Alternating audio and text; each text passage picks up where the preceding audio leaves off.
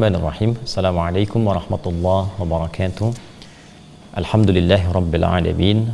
Wassalatu wassalamu ala nabiyyina wa sayyidina Muhammadin wa ala alihi wa sahbihi wa dhurriyyatihi wa ummatihi ila yaumiddin wa ba'd.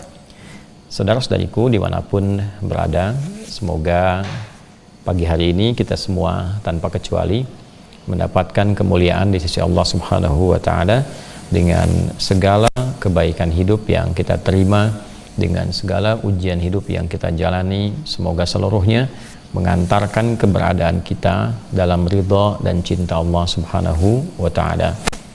Teman-teman, sebelum kita melanjutkan atau bahkan memulai kajian kita di pagi hari ini setelah ada di jeda subuh, dan semoga Allah berkahi pertemuan ini, kita tentunya turut mendoakan dan membersamai saudara-saudari kita dimanapun berada yang diuji oleh Allah Subhanahu wa Ta'ala. Tentunya tidak mudah untuk mengatakan sabar, tapi sabar bukan sesuatu yang harus dikatakan, tapi secara otomatis kita jalani, karena setiap orang juga punya ujiannya, setiap orang punya cobaannya, yang dengan itulah kemudian Allah mengangkat derajat kita semuanya.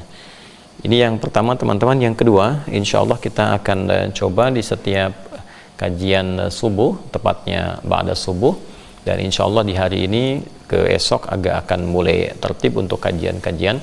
Di ba'da subuh kita akan membahas turunan-turunan dari bab Kitabus Shaum, ketentuan tentang puasa yang terdapat dalam Sahih Al-Bukhari. Jadi di Sahih Al-Bukhari ada 97 topik, di topik ke-30 yaitu topik tentang puasa. Kitabus Shaum ada 69 subtopik. Jadi satu topik itu ada 69 sub. Di 69 itu ada 121 hadis. Nah, dikumpulkan oleh Imam Al-Bukhari 121 hadis ini berdasarkan subtopik yang ditunjukkan oleh Nabi sallallahu alaihi wasallam terkait dengan kegiatan Ramadan, baik secara personal, kemudian kehidupan di keluarga, komunal, atau kehidupan sosial, amalan-amalan apa saja, lengkap sebagai panduan Ramadan. Jadi kalau kita bisa selesaikan itu, dibaca pelan-pelan sesuai dengan topiknya, insya Allah akan lebih membantu kita dalam menunaikan puasa secara baik, setidaknya mendekati kepada apa yang Nabi sallallahu alaihi wasallam contohkan. Teman-teman, setelah kita memuji Allah, bersalawat pada Rasulullah sallallahu alaihi wasallam, dan mendoakan teman-teman kita biasakan itu dimanapun berada sesuai dengan ujiannya. Semoga yang sakit disembuhkan oleh Allah, semoga yang sedang ada kesulitan dimudahkan oleh Allah, semoga yang ada hajat sepanjang baik dunia akhirat dikabulkan oleh Allah, dan semoga kita dijadikan sebagai umat yang bersaudara dalam kebaikan sampai kembali pada Allah Subhanahu wa Ta'ala. Bismillahirrahmanirrahim. Untuk hari ini kita akan mempelajari topik tentang perkara yang dapat menghancurkan amalan puasa. Yang dimaksudkan kalau kita sebutkan puasa berarti amalan siang, baik ya, karena nanti Ramadan itu satu paket, ada amalan siang, ada amalan malam. Nah, di siangnya adalah puasa yang kita lakukan dari mulai terbit fajar sampai dengan terbenam matahari. Itu ada ketentuan-ketentuan, ada perintah, ada larangan. Nanti ada paket malam. Di malam pun nanti ada ibadah-ibadah paket malam yang dicontohkan bahkan secara langsung oleh Nabi Sallallahu Alaihi Wasallam. Ya, baik itu nanti sholat misalnya, ada tarawih dan turunan-turunannya, ada bacaan Al-Quran dan turunan-turunannya. Saya sebut turunan itu nanti karena ada klasifikasi yang sifatnya meningkat. Ya, misalnya membaca qiraah, nanti ada khataman istilah kita. Kemudian ada tilawah, pengkajian. Ya, dikaji, ada hafalan, hifdz. Nah, itu nanti kita coba programkan dengan baik. Ya, mumpung sekarang masih ada di hari-hari awal gitu kan, masuk di hari yang kelima, kita optimalkan sehingga masih ada ke depan kita bisa tata. Nah, dengan ini mudah-mudahan pengetahuan itu didapatkan lebih baik sehingga bisa lebih teratur. Kalau siang kita tahu kalau puasa itu harus bagaimana, selain menahan lapar, menahan haus, menahan hasrat seksual, apa yang harus dilakukan untuk mengisi itu, ya, dan apa yang harus kita hindari. Jangan-jangan nanti terasanya seperti puasa tapi sesungguhnya pahalanya sudah hancur, ya, tidak tersisa kebaikan-kebaikannya di sisi Allah Subhanahu wa Ta'ala. Untuk itu kita pelajari beberapa hadis Nabi Sallallahu Alaihi Wasallam yang mengingatkan kita tentang beberapa perkara, beberapa hal, persoalan yang berpotensi bukan hanya merusak tapi menghancurkan. Kalau merusak tuh sedikit-sedikit ya, nah, rusak pahalanya gitu, tapi kalau menghancurkan tuh habis semua seketika. Jadi rasanya cuma menahan lapar, menahan haus, tapi tidak ada nilai di sisi Allah Subhanahu wa taala. Nauzubillahi min dzalik. Bismillahirrahmanirrahim. Ini subtopik yang ke-8 ya. Seperti saya sampaikan tadi, topik ke-30. Kalau yang di kitab kami topik 30 itu halaman 280. Nanti ada subtopiknya sekarang yang ke-8 ya, tentang perkara-perkara yang menghancurkan pahala dari puasa Ramadan, dan hadisnya nomor 1903 ya, dan seterusnya. Nanti kita ambil kalau tidak satu hadis atau dua hadis sesuai dengan kecukupan waktu kita yang ada saat ini. Kita ambil kurang lebih hanya kajian 30 menit supaya lebih efektif, dan sudah terlewat beberapa menit. Untuk itu kita fokus pada inti bahasan kita. Bismillahirrahmanirrahim. Babu man lam yada' qaula zuri wal 'amala bihi fi shaum. Subtopik tentang orang yang tak mampu meninggalkan kata-kata yang tak pantas, kata-kata yang kotor, kata-kata yang merusak, dan mengerjakan itu di saat puasa. Nah, jadi ini babnya mulai di lisan ya. Jadi nanti kan ada yang dari pikiran ke mata, ke telinga, ke lisan sampai ke ujung kaki. Nah, ini ada perkara yang bila seseorang mengerjakan itu dan dia mengklaim dirinya sedang puasa, dan bab ini masuk pada larangan, dikerjakan oleh lisannya, maka ini mesti hati-hati, ada konsekuensi terhadap puasa yang ia kerjakan.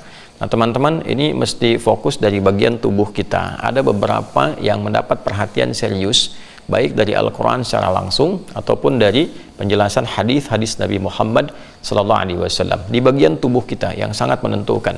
Jadi kalau itu baik, kesannya akan baik ke semua tubuh. Tapi kalau itu tidak baik, kesannya pun akan rusak ke seluruh bagian tubuh. Dan di antara hal terpenting bagian tubuh kita yang menjadi juru bicara, ya, yang menjadi juru tutur dari semua keadaan hati, pikiran kita, yang diekspresikan, yang dikeluarkan berupa harapan-harapan, itu lisan. Ya, itu apa? Lisan. Nanti selain lisan ada banyak hal lagi. Nanti lisan bisa diwakili dengan tangan. Karena itu nanti di surat Yasin juga diberikan gambaran bagaimana di akhirat tangan bicara. Ya, sekarang di dunia ditunjukkan oleh Allah bagaimana tangan kadang mewakili lisan. Ya, orangnya nggak bicara tapi dia bikin ketikan, bikin status, bikin tulisan dan seterusnya. Itu kan al-yauma nakhtimu ala afwahihim wa tukallimuna aydihim. Pada hari ini, di hari kiamat kelak, lisannya dikunci, tangannya yang bicara. Ya kan? Nah, ini diberikan gambaran bahwa ada bagian tubuh-tubuh kita itu ya yang melekat pada diri kita. Ini kan bagian luar, karakter kinerja. Jadi kalau hati membawa karakter spiritual dan moral, ini di akal membawa karakter intelektual, ini membawa karakter kinerja. Jadi semua bagian yang ada di hati diungkapkan, dikerjakan oleh semua bagian tubuh. Nah, di antara yang harus dijaga, dimanage, dikendalikan, diarahkan pada yang baik, itu ini di lisan. Ya, dan ini bagian pokok yang terpenting karena juru bicaranya hati itu lisan. Terpeleset lisan lebih berbahaya dibandingkan terpeleset kaki. Ya, banyak orang yang kemudian dengan lisannya salah tutur, ternyata kehormatannya pun runtuh. Ya kan? Ada orang yang salah bicara bisa kehilangan jabatan. Banyak di Eropa orang mengundurkan diri dari jabatan yang penting karena salah bicara saja. Ya kan? Ya, ada yang salah kemudian dengan pembicaraannya, ya apakah itu pembicaraan yang kotor, yang kasar, yang macam-macam, berpengaruh terhadap minimal kehormatan dirinya. Oleh karena itu, Al-Quran dan juga penjelasan dalam hadis-hadis Nabi Muhammad SAW memberikan perhatian yang sangat ketat terhadap fungsi lisan.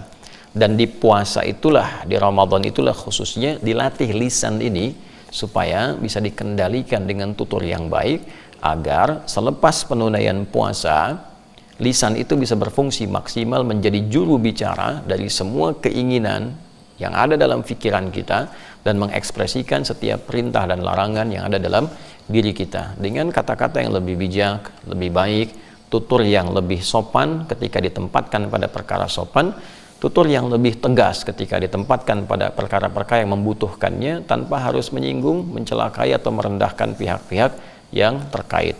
Untuk itu teman-teman, Ramadan ini pendidikan kepada lisan itu menjadi salah satu perhatian dari Nabi SAW dan diikat dengan satu konsekuensi yang tinggi untuk menunjukkan saking pentingnya menjaga lisan dan konsekuensi erat yang timbul ketika itu tidak dikelola dengan baik.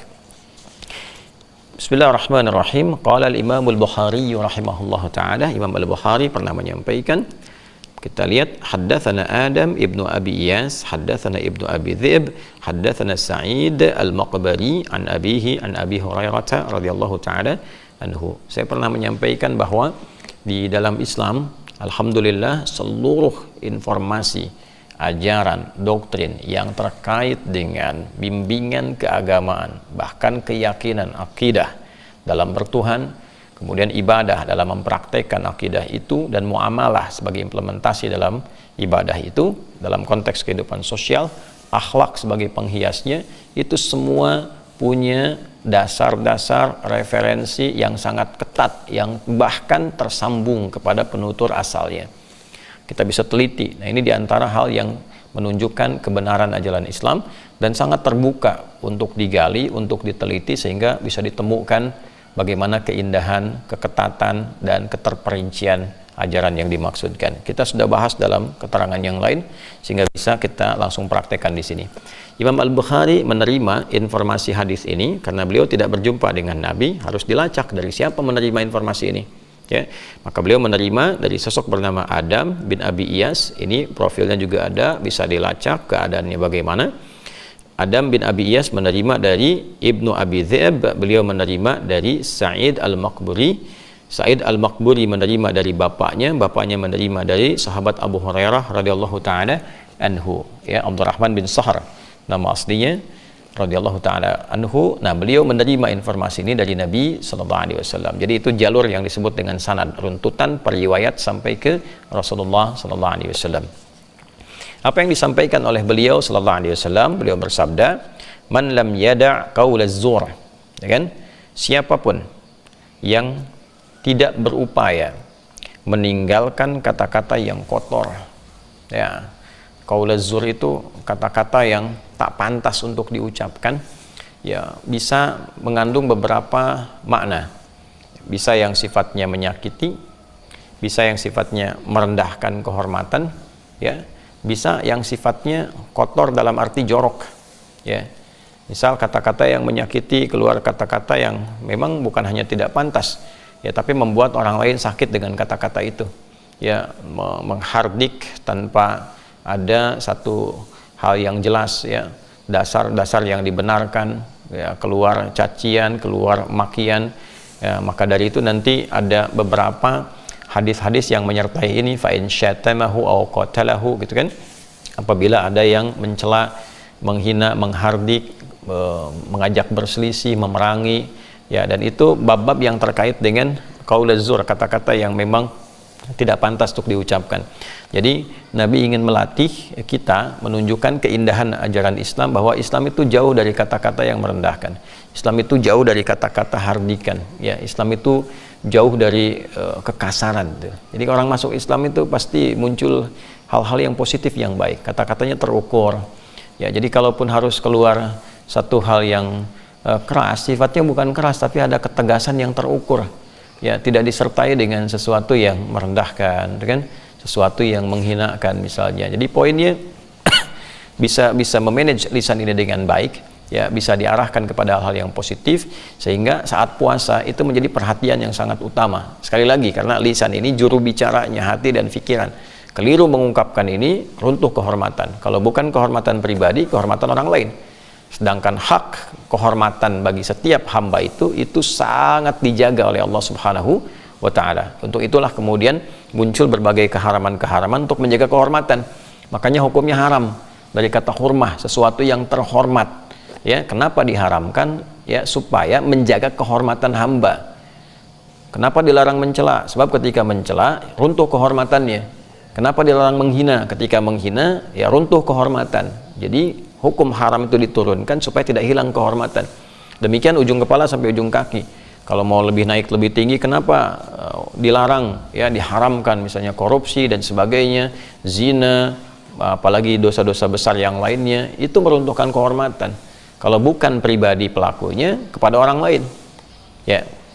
Nah, kemudian teman-teman, siapa yang tak mampu dia meninggalkan hal-hal yang kotor di lisannya, yang tak pantas, ya, yang bisa merendahkan orang atau menghilangkan kehormatan, atau bahkan ya melahirkan syahwat dengan kata-kata yang jorok, gitu kan.